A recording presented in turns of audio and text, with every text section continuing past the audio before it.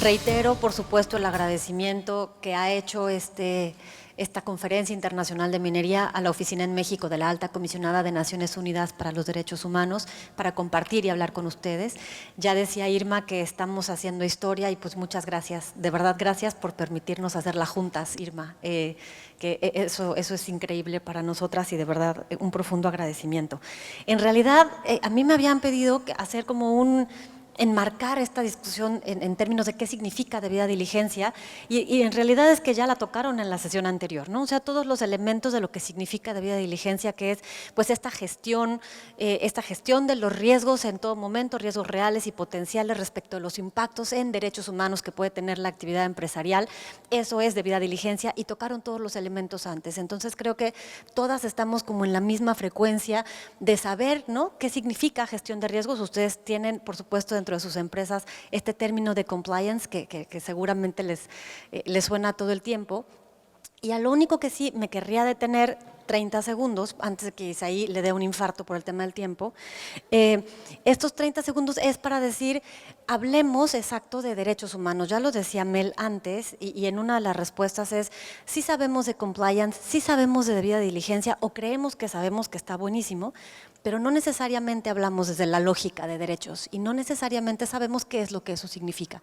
Entonces, parte de este proceso es invitarles, ¿no?, invitarnos a eso, a hablar el mismo idioma y a que entre todas y todos nos pongamos de acuerdo qué significan estos conceptos que no son menores en cada uno de los procesos, tanto de evaluación de los riesgos, de lógica de mitigación de los mismos si es que vemos alguno y de remediación, no diría reparación porque difícilmente en las actividades extractivas tenemos la reparación desde la lógica de derechos, que significa regresar al estado inicial antes de la vulneración de los derechos. Eso casi no se va a dar, eso sería muy difícil, pero por lo menos sí en esta lógica de remediación, pensarla desde los derechos. ¿Y qué significa pensar desde los derechos? Pues significa pensar poniendo a las personas en el centro de toda la actividad que estamos desarrollando, ¿no? Entonces, en realidad, les agradezco muchísimo a quienes nos antecedieron en estos paneles porque nos evitaron pues el uso del tiempo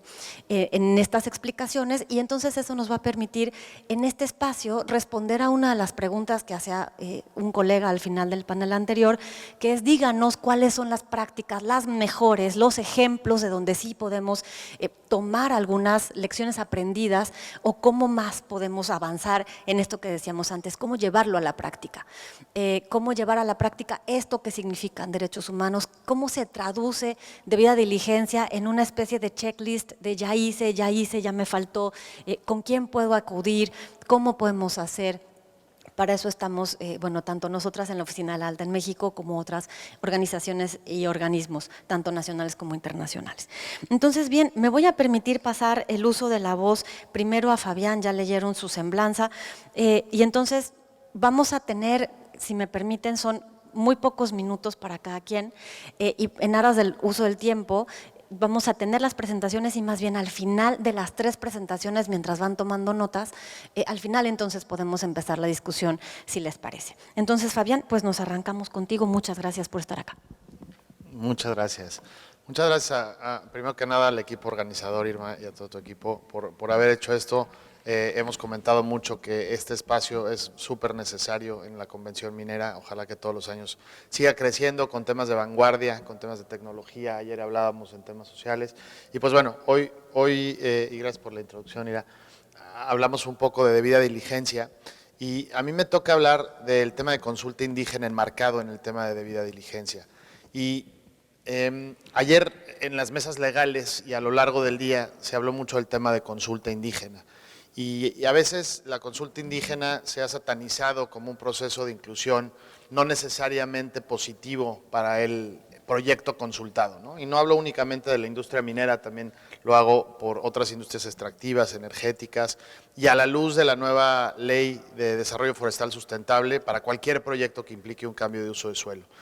Y la realidad es que nosotros, desde el punto de vista del consultor, en donde hemos logrado ser mediador entre proyectos y comunidades, siempre hemos visto la consulta indígena como una oportunidad precisamente de debida diligencia, ¿no? Una oportunidad de identificación de riesgos de forma muy temprana, de conocimiento de las comunidades, desde un punto de vista de intercambio de información y una oportunidad de diálogo y de construcción de acuerdos que está enmarcado en un proceso formal. Y si bien hemos visto grandes experiencias de empresas en el sector extractivo, en donde la apertura al diálogo y siempre la comunicación con las comunidades es lo que ha fomentado la licencia social de operación, la oportunidad de poder tener esto en un marco formal y bajo una ley, eventualmente va a ser una herramienta de gran poder para la permanencia de los proyectos y para el intercambio de estas comunidades. Entonces, pensando en la consulta indígena, enmarcada en el tema de debida diligencia, se presenta como una gran oportunidad para mitigación de riesgos, para identificación de medidas de mitigación y para una generación de compromiso entre comunidad y empresa con un veedor, digamos, responsable de garantizar estos derechos, que es el gobierno, que puede fortalecer mucho los proyectos, ¿no? Yo quería retomar de las propias Naciones Unidas la definición que ya Mira nos hizo el favor de comentar de debida diligencia, pero los 4 componentes básicos de la debida diligencia me gustan mucho porque también se pueden equiparar a partes del proceso de consulta, ¿no? Entonces me voy a permitir leerlos, pero el primero es identificar y evaluar los efectos adversos reales o potenciales sobre los derechos humanos, y en el caso de minería sobre los derechos humanos y todos los demás derechos, bueno, todos son humanos, pero bueno, al desarrollo, al territorio, etcétera. En segundo lugar, integrar los resultados de evaluaciones de impacto en los procesos pertinentes de la empresa. En tercer lugar, hacer un seguimiento de la eficacia de las medidas y procesos adoptados, que en consulta indígena llamaríamos los comités de seguimiento y los acuerdos con las comunidades, y comunicar de qué manera se encarnan los efectos adversos y demostrar a las partes interesadas que existen políticas y procesos adecuados. Ya hablaba Nira de temas de remediación, ¿no? Por ahí tenía algunos puntos, Saúl, para comentar. Gracias. Entonces, bueno, ¿qué es la consulta indígena y cómo nos permite seguir este proceso? Pues primero es un proceso de comunicación, de participación, bajo la responsabilidad del Estado, que es el que lo tutela. Hay varios temas que bajo la nueva propuesta de ley de consulta empiezan a hacer ruido, y es el principal, la participación de la empresa en dicho proceso, ¿no? Al final, el proceso de consulta nace de un proyecto que requiere una autorización. La autorización tiene un potencial de impacto a los derechos indígenas particulares de ciertas poblaciones, y el gobierno tiene la obligación de tutelar esos derechos y la no afectación. Entonces, en el momento en el que podemos identificar una serie de afectaciones y una población indígena, se da este binomio población e impactos que genera un proceso de consulta y que nos arroja esta necesidad.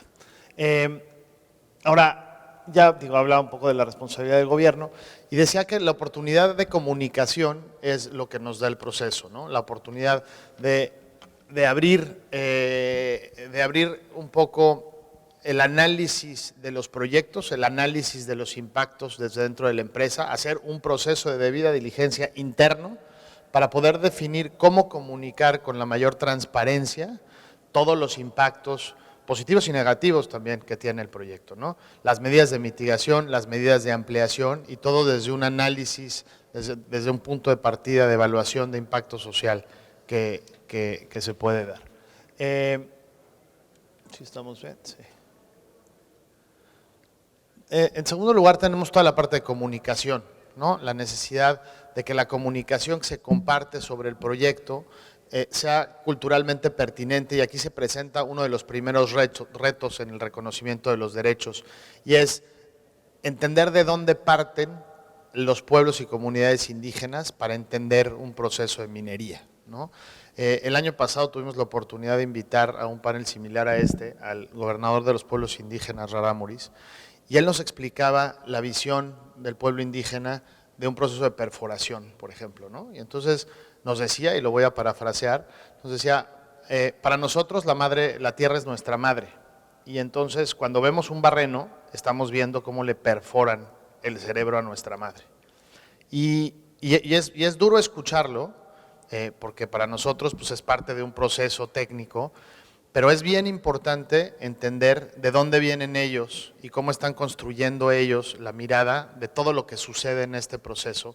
Y entonces la sensibilidad con la que lo comunicamos se vuelve neurálgico en toda esta identificación de riesgos potenciales que se pueden ver en el camino y toda la preparación que se tiene que dar para lograr hacer a una comunidad indígena partícipe de un proceso. El gobierno ha sido omiso en muchas cosas, en los procesos de consulta que tenemos, y la más relevante a nuestros ojos, a mis ojos, es hacer entender, poder explicar a las comunidades el derecho de tener derechos, ¿no? Lo hemos visto en muchos procesos de consulta, pero cuando tú reúnes a una asamblea comunitaria durante más de 4 o 5 veces sin pedirles nada a cambio, empieza a parecer raro, ¿no? La gente está acostumbrada a que la reúnan para pedirles cosas. Entonces, hemos tratado de trabajar en talleres de derechos humanos para poder compartir con estas comunidades de qué se trata el derecho de la consulta, cómo pueden participar y que al final lo que están construyendo es una relación de largo plazo con un proyecto que puede dejar muchos beneficios y que si se construyen bien los acuerdos de beneficios compartidos, si se construyen bien las medidas de mitigación sobre usos y costumbres, tradiciones, fiestas, pasos por ciertos lugares, etcétera, entonces esa relación armónica puede devenir en grandes beneficios y en una mitigación de riesgos importante.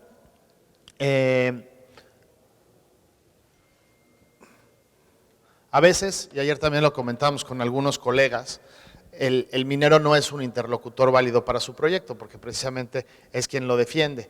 En el caso de la participación del gobierno en los procesos de consulta y la presentación del proyecto como parte de ese proceso de consulta, como lo vimos en el boleo, por ejemplo, donde Semarnat fue la encargada de presentar el proyecto, el gobierno por un lado se tiene que atener a la información que se presenta en la manifestación de impacto y por el otro lado la empresa tiene una participación limitada en el proyecto. Entonces, el reto de encontrar interlocutores válidos que puedan hacer partícipe a la comunidad de qué es la minería desde una posición objetiva, se vuelve algo bien importante para poder crear esta relación de transparencia, ¿no? O sea, ¿quién es el encargado? ¿Quién debería ser la persona adecuada para explicar qué es la minería? Pues si es el minero, tiene un interés claro, ¿no?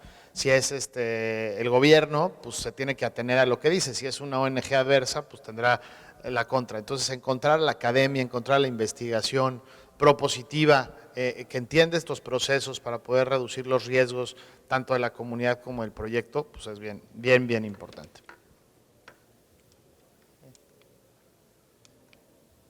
Ya nos atoramos aquí. Bueno, gracias. Y pasando un poco a riesgos y oportunidades del proceso de consulta, como les decía, nosotros vemos que, y primero pensando en los riesgos, que consultar a las comunidades indígenas trae no solo los riesgos intrínsecos de la negativa al proyecto y que veremos cómo se resuelve con la ley, con el tema de veto, etcétera, pero sí riesgos propios del inicio del proceso y del relacionamiento, ¿no? Uno está en el tema de lo previo de la consulta, que es algo que se ha discutido mucho y que, a saber, la consulta previa, libre e informada, que es el título oficial de la consulta indígena, implica una interpretación de lo previo, en el sentido de decir cuándo puedo empezar a tener relación con la comunidad, ¿no? Decía un amigo nuestro que el relacionamiento comunitario debe de empezar con el rumor del proyecto. Entre antes llegues y empieces a comunicar tu proyecto y las intenciones que tienes, en esta época, tiempo y día, el proyecto tiene más probabilidades de éxito, ¿no? Antes, hace muchas décadas, y por suerte ha cambiado, en muchos tipos de proyecto la empresa llegaba lo más sigilosamente posible para no levantar el polvo, decían, ¿no? Y no decir nada hasta que el proyecto fuera un hecho.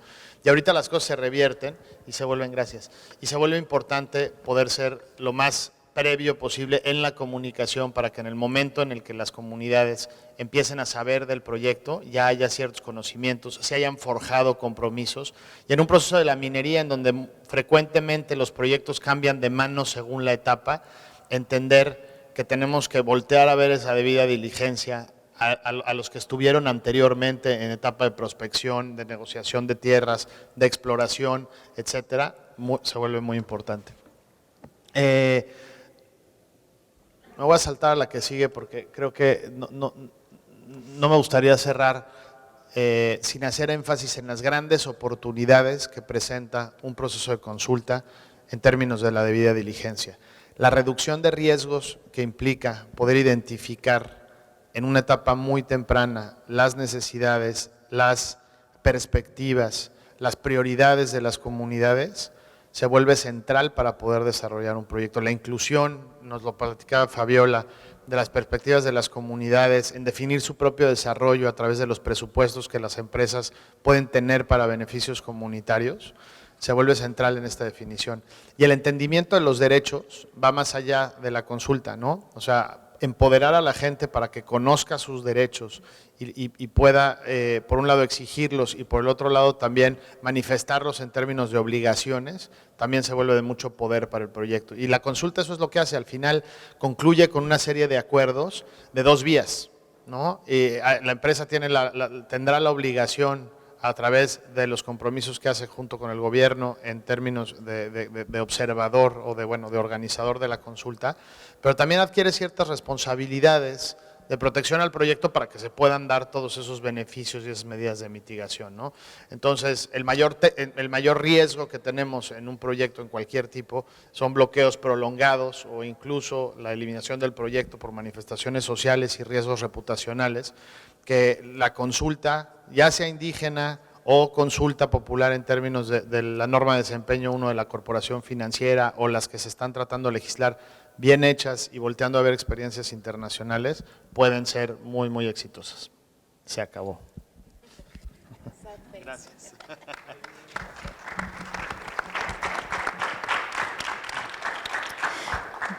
Muchas gracias, Fabián. De verdad, lamento mucho este trabajo de tener que cortar los tiempos, pero fue con carita triste, ¿ves? Bien, me parece súper interesante lo que comentas. Efectivamente, la consulta en sí misma es parte de un proceso de debida diligencia. Y dentro del proceso de consulta hay elementos de debida diligencia para hacer que esa consulta sea tal cual diligente, ¿no? y tenga buenos resultados. Después discutiremos lo de la ley de consulta, porque ahí creo que tenemos, pero eso no es en este momento, ¿no? Creo que tenemos perspectivas distintas. Señalo solo algunos de los elementos que me parece que forman parte de esto que hablamos de debida diligencia y que es, y ojalá sea, con perspectiva de derechos humanos. Los impactos sociales y ambientales que se hacen hasta ahora no necesariamente tienen esta perspectiva y entonces hay que transitar hacia allá, ¿no? O sea, el impacto social no es solamente verlo en cuál es el posible riesgo no real y potencial, sino eso desde la lógica de derechos, ¿qué significa? ¿No? O sea, cuáles son estas obligaciones internacionales en materia de derechos humanos que pueden verse vulneradas y cuáles son esos elementos de cada uno de esos derechos, ¿no? Dentro de este ámbito de estándares que se van a ver afectados. Y entonces eso nos va a llevar como a pensar mucho más allá de qué sí podemos hacer o qué le tocaría a la empresa hacer y qué no, y entonces cómo hacemos este empoderamiento del que hablaste, que nos parece maravilloso, cómo hacemos la participación efectiva de aquellas personas, comunidades, ¿no? que van a estar o van a recibir estos efectos que ya nos decía Mel hace rato, ¿no? Necesariamente van a ser algunos más negativos que otros, ¿no? Entonces, pensarlo desde los derechos nos parece fundamental y recuperar lo de la participación. Y señalaste también un tema que también se señaló en el panel anterior, que es el de la comunicación. Y algo que a nosotras nos ha sorprendido y por eso es que somos tan felices de que nos reciban en su casa, es cómo podemos comunicarnos mejor y cómo nosotras desde el mundo de derechos humanos podemos entenderles ¿no? a este sector y cómo desde ese sector en el que están ustedes pueden entendernos a nosotras. Entonces mejorar estos lazos de comunicación funciona también cuando estamos hablando de aquellas comunidades y personas a las que estamos afectando. Entonces el tema de la comunicación es evidentemente central. Vamos a pasar ahora a experiencias, decíamos antes, no experiencias específicas y concretas por parte de estas dos empresas que nos van a contar cómo es que están traduciendo esto que estamos hablando de debida diligencia, de derechos humanos, de perspectiva de género en sus actividades específicas. Entonces, damos la palabra a Vero para que por favor nos platiques tu experiencia. Bueno, yo voy a ponerme de pie, necesito desplazarme, perdón. Sí, no, aquí creo que estoy segura. Ante todo la seguridad. Adelante. Bueno, yo lo traigo. Nada más quiero saber. ¿Quiere? Ahí está. Pues mira, Fabián, muchísimas gracias. Quiero compartirles muy brevemente cuál es el modelo que hemos implementado y con el que hemos decidido a relacionarnos con las comunidades en Grupo México. Voy a ser muy breve, son 3 elementos primordiales y posteriormente me voy a enfocar en uno de ellos para platicarles de nuestra buena práctica que sigue en construcción y sigue en crecimiento y en aprendizaje. Partimos de entender que requerimos promover una convivencia responsable a donde quiera que lleguemos. Necesitamos asegurarnos de ser buenos vecinos. Y esa es la parte medular de nuestro modelo y el primer compromiso que tenemos a donde quiera que lleguemos. Segundo, estamos comprometidos y buscamos generar desarrollo económico. ¿Qué quiere decir esto? Se necesitan comunidades saludables, fuertes, con instituciones sólidas, con posibilidad de crecimiento para que la empresa también lo pueda hacer. Y en tercer lugar, también impulsamos el desarrollo humano. Esto quiere decir que partiendo del entendido que cada persona somos los protagonistas de nuestro propio desarrollo, brindamos las herramientas, acercamos esas herramientas para que la comunidad pueda dirigir su camino hacia donde quiere, hacia esos proyectos que le llaman, que quieren y que quiere transformar. Todo esto lo hacemos pues con estos principios, principalmente, bueno, tenemos un tema de corresponsabilidad, inclusión, relaciones de confianza, comunicación participativa y transparencia. Para no ahondar en ellos, ahí viene un poquito descrito, pero lo que entendemos es que lo tenemos que hacer con los demás. Eso es de lo que estamos hablando, que no como compañía, como empresa, no nos podemos ir solos pensando que nosotros vamos a poder o que nos toca transformar una comunidad. Sabemos que sí o sí tenemos que hacer esto en forma colectiva, corresponsable con los demás. Entonces, bueno, esta es un poco la introducción a nuestro modelo, el cual tenemos presente pues a través de 33 centros de desarrollo comunitario en México y Perú, y ahí vamos creciendo todavía. A la siguiente, por favor, me ayuda, Saúl. Entonces, me quiero enfocar en la parte medular del modelo que les acabo de compartir, que es la parte de convivencia responsable. Hay varios elementos que forman parte de este centro, de este núcleo de nuestro modelo, y quisiera platicarles 3, van a ser 4 las que les voy a platicar, pero en una voy a ahondar. Y justamente creemos que estos cuatro puntos que les voy a compartir pues forman parte de los procesos de debida diligencia. Primero decirles, hemos dado un paso muy importante para nosotros y nosotras, que es generar estas políticas generales corporativas, las que marcan los compromisos claros, detallados a nivel de la compañía de temas que son medulares para nosotros como desarrollo sustentable, derechos humanos, diversidad, inclusión y no discriminación, comunidades indígenas, desarrollo comunitario, por mencionar algunas. Pero entonces, bueno, este es un compromiso público que tenemos y eso obviamente nos levanta la vara, ¿no? Y nos hace crecer y nos hace esforzarnos aún más para poder dar cumplimiento. Tenemos otra herramienta que son nuestros diagnósticos participativos. ¿Para qué sirven? Primero, necesitamos identificar las necesidades percibidas por la comunidad. Para nosotros eso es fundamental. Muchas veces, y no sé si les pasa a quienes trabajan en temas comunitarios, pudiéramos identificar cuáles son las necesidades que nosotros creemos y percibimos que la comunidad tiene. No hay nada como hacerlo en conjunto y entender exactamente qué es lo que la comunidad percibe, cuáles son las necesidades que percibe. Incentivar la corresponsabilidad, otra vez nada sobre la comunidad sin la comunidad. A veces pudiéramos actuar así, de manera muy independiente, diciendo qué se tiene que hacer, cómo se tiene que hacer y tratando de hacerlo solos. No se puede, no hay forma, tenemos que ir juntos. Nada sobre la comunidad sin la comunidad. Identificar cuáles son los retos y oportunidades, pues fundamental, ver exactamente en dónde estamos parados y, como lo hemos estado compartiendo, detectar posibles impactos y determinar planes de mitigación. Tenemos que tener esa claridad absoluta de la mano de la comunidad para poder identificar estos posibles impactos.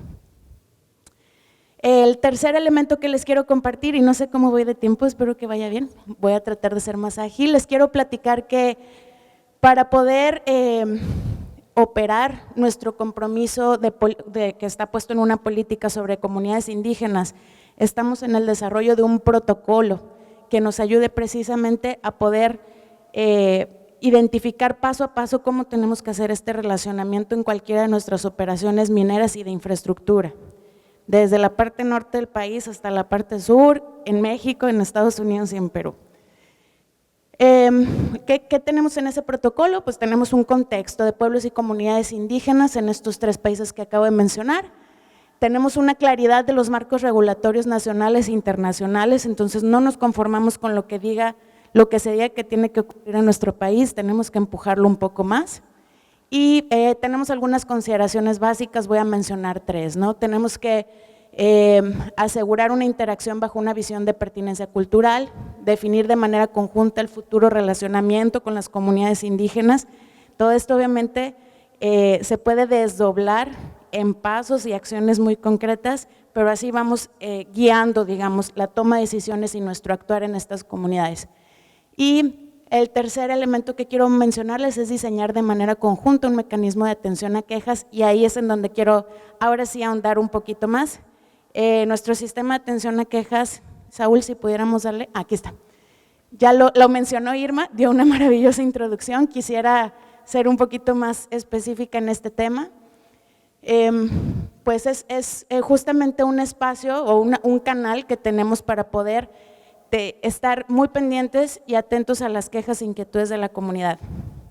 Todos seguramente en las operaciones que conocemos mineras, sabemos que hace años si la comunidad se quería acercar, seguramente tenía que llegar con un papelito, con una hojita, una solicitud y entregársela a alguien de seguridad, seguramente, ahí a las afueras de la mina, y a ver si esa solicitud, a ver a dónde llegaba y a ver qué pasaba con ella. En Grupo México decidimos sacar un brazo y pusimos nuestros centros comunitarios que se llaman Casa Grande en el corazón de la comunidad, ahí donde todo está pasando, ahí en el mercado, ahí en la iglesia, ahí estamos, para que la comunidad pueda acceder a nosotros.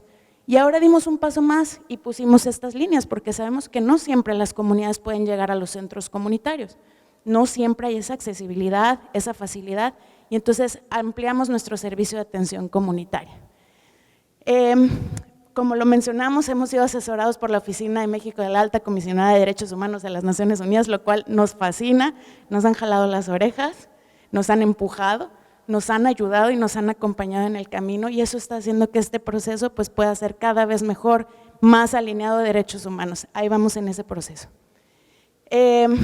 Solo quiero mencionarles pues, dos temas bien importantes.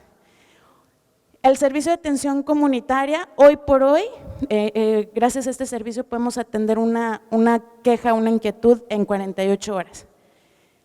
Cuando no teníamos este servicio de atención comunitaria o cuando lo iniciamos nos tardábamos 14 días.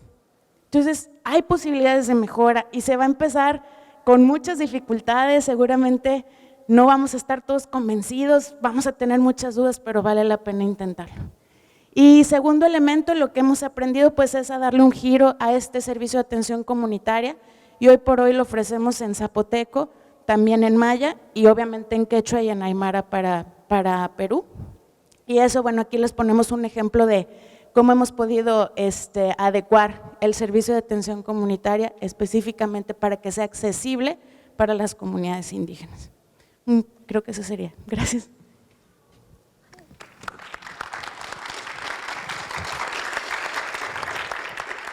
Muchas gracias, Vero, por regalarnos tiempo además para la discusión. Gracias, en verdad, sí, súper bien con el tiempo.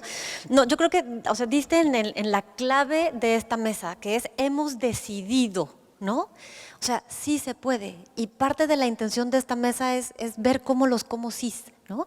Y lo decíamos un poco como en broma, pero en realidad es cierto. O sea, ¿cómo nos acercamos al tema de derechos humanos sin tenerle miedo, ¿no? Y lo decíamos ayer con Isa, otra vez como un poco en broma, pero los dos nos teníamos miedo. O sea, la Oficina de la Alta Comisionada tenía miedo de acercarse a Grupo México para este ejercicio, y Grupo México nos tenía miedo, ¿no? Y porque no sabíamos y no nos conocíamos y no entendíamos cómo sí, podemos avanzar y cómo si en estas pocas, que parecen pocas pero no lo son, ¿no? O sea, cómo en estos pasos pequeños vamos creciendo, vamos aprendiendo y vamos encontrando los mecanismos para hacer realidad lo que dicen estos tratados internacionales, ¿no? O sea, sí se puede. Vamos poco a poco, pero sí se puede. Y si ustedes nos vieran a nosotras cuando recibimos la primera vez a Grupo México en la oficina, bueno, no, además, perdón por el chiste, pero no, es verdad, o sea, de hecho no queríamos ir a Grupo México porque decíamos, es que no nos van a dejar salir de ahí, ¿no? Nos van a retener y entonces va a ser, ¿no? Y entonces decíamos, mejor que venga Grupo México con nosotras a la oficina y entonces vemos qué hacemos, porque aquí tenemos nuestros mecanismos de seguridad. Entonces, no, esa era nuestra idea en su momento. No sabíamos qué iba a pasar, no sabíamos cómo íbamos a hacer y llevamos 3 años o un poco más de 3 años trabajando juntas, ¿no? Entonces, ha sido súper interesante esta experiencia y demuestra muy gráficamente cómo con una decisión sí se puede. Y podemos avanzar y podemos hacer realidad y acercar cada vez más los derechos a las personas, porque ese es el tema, o sea, es cómo hacemos que esto sea un impacto para la vida de las personas de todos los días y de a pie, ¿no? Entonces, ese es un elemento clave. Y otra tiene que ver con, bueno, ya lo dijeron tanto Fabián como Vero, el tema de la transparencia, ¿no? Y otra vez comunicación y transparencia, cómo podemos comunicarnos, cómo hacer accesible la información, cómo sí tenemos que hacerla no solo por el WhatsApp, no solo por la línea internet, no solo por escrito. Hay personas que no sabemos escribir, ¿cómo le hacemos, no? Entonces, pensar en estas diversidades, que desde la lógica de derechos se llama perspectiva interseccional, ¿no? O sea, ¿cómo hacemos de esta interseccionalidad una forma de accesibilidad para el resto de las personas a las que nos debemos? Y un elemento más, que por supuesto tenemos a Irma acá y ella lo sabe mejor que nadie, es cómo esto sube de nivel y no se queda solo en quienes hablamos este idioma y en las personas en el nivel técnico. Sí tiene que haber decisiones corporativas y tiene que venir una indicación del más alto nivel para que digan, sí, este es un compromiso serio, ¿no? Entonces es una decisión corporativa y eso cambia radicalmente el papel, ¿no?, que nosotras tenemos en nuestro nivel y el compromiso que se adquiere desde la empresa. Vamos a pasar ahora con José a que tú nos platiques cuál es esta otra experiencia maravillosa que se ha tenido desde tu trabajo. Muchas gracias. Gracias. Bueno, ¿se escucha? Yo también me voy a parar para poder estar viendo la pantalla y a ustedes. Nuevamente, gracias. Me uno al agradecimiento colectivo. Realmente nos da mucha emoción participar en esta mesa y pues esperemos que haya llegado para quedarse, ¿no? Quiero comenzar pues simplemente diciéndoles que agradezco a mi equipo en campo, el equipo de Alamos Gold, porque precisamente es gracias a ellos que puedo estar el día de hoy yo con ustedes compartiendo estas historias. Sin el trabajo que hacen ellos cada día, pues simplemente no pudiéramos estar aquí, ¿no? Así como también agradezco al equipo en casa que me permite también estar aquí, ¿no? Bueno, el día de hoy yo les quiero hablar de la debida diligencia como herramienta de gestión social. ¿Y por qué lo comento así? Quiero hablarles sobre la experiencia basada fundamentalmente en procesos de reasentamiento y de cómo verlo desde este enfoque, desde esa perspectiva, ha contribuido en gran manera. Quiero decirles que, como ustedes ya escucharon, de formación soy arquitecto y llegué a la minería de forma circunstancial hace 10 años, invitado precisamente para el diseño y la planeación de 2 comunidades indígenas en Panamá, derivado de un proceso de reasentamiento de una mina de cobre. Y me quedé, y la razón por la que me quedé en el sector es porque estoy convencido que la industria minera tiene un gran potencial para la construcción de paz en el sentido amplio de la palabra. Entonces, bueno, habiendo dicho eso, quiero comenzar un poco contándoles la experiencia de estos años. La primera, por favor.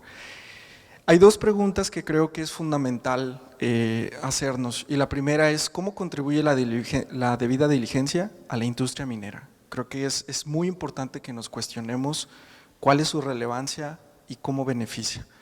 Y también creo que hay una segunda pregunta fundamental y es ¿cómo podemos alcanzar una adecuada cultura de debida diligencia en la industria minera? Creo que esas dos preguntas son fundamentales, siempre tenerlas muy presentes. Siguiente, por favor.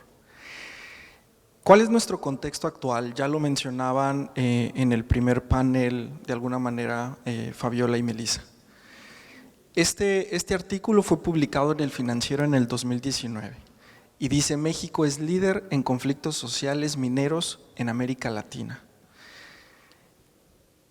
Y por otro lado, este dato es del Consejo Internacional de Minerales, el ICMM, que dice que de un 20 a un 30% de los proyectos mineros a nivel mundial son detenidos en alguna etapa del proceso derivado de conflictos sociales.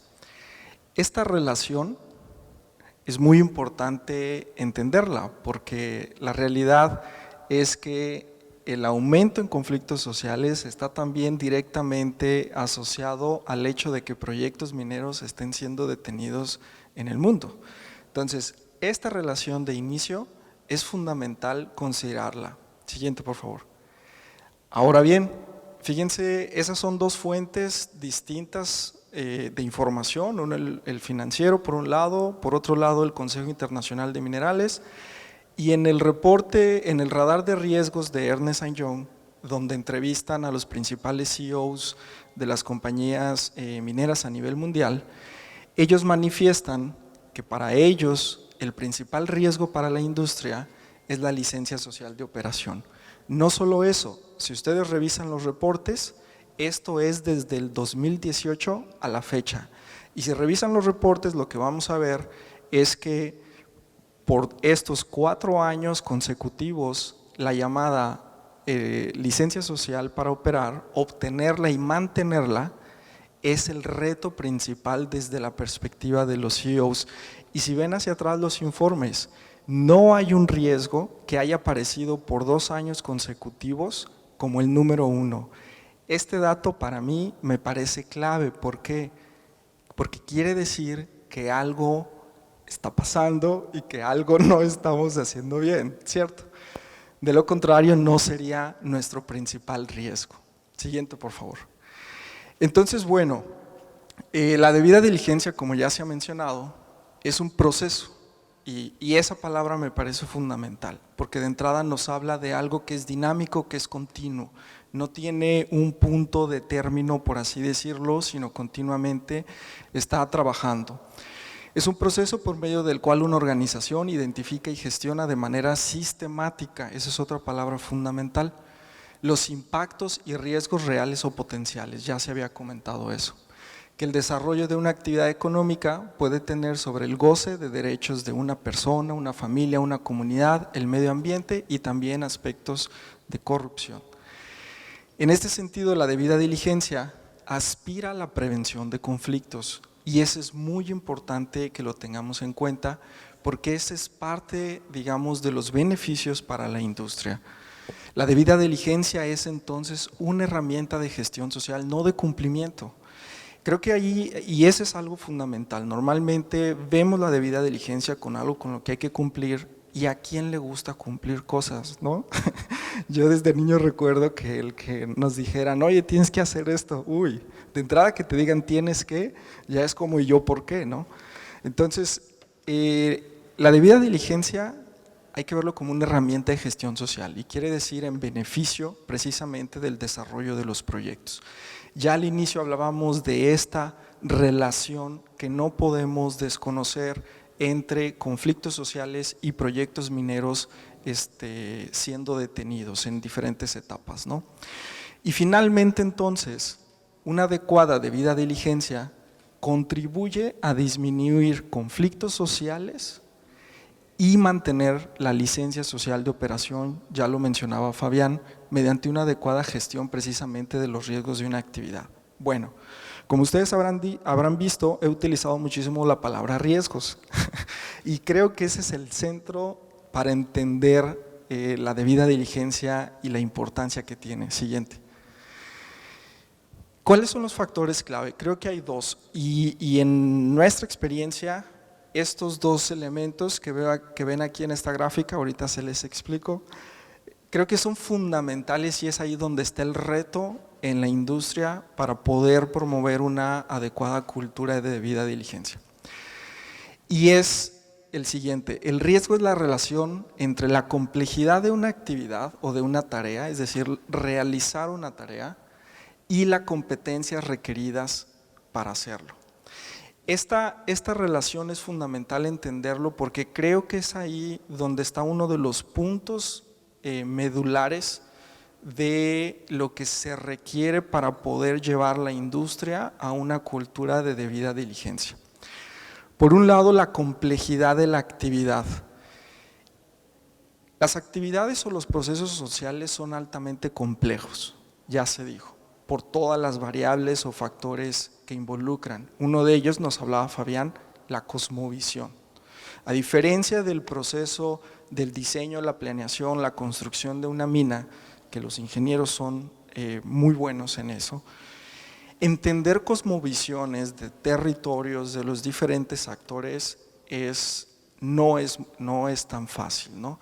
Y si a eso agregamos todo lo que somos los seres humanos, porque es al final del día lo que nos enfrentamos en un proceso social, es que la complejidad aumenta. Me ha tocado participar mucho en procesos de reasentamiento y estos son procesos altamente complejos porque involucran dos partes, lo que podemos decir lo tangible, que es la parte física, pero la parte intangible, la parte psicosocial. Los procesos asociados al sector van desde exploración, planeación, adquisición de tierras, construcción, operación y cierre. Y en cada una de estas etapas hay procesos sociales complejos asociados a esa actividad. A mayor complejidad la actividad, hay una mayor probabilidad de que el riesgo sea mayor.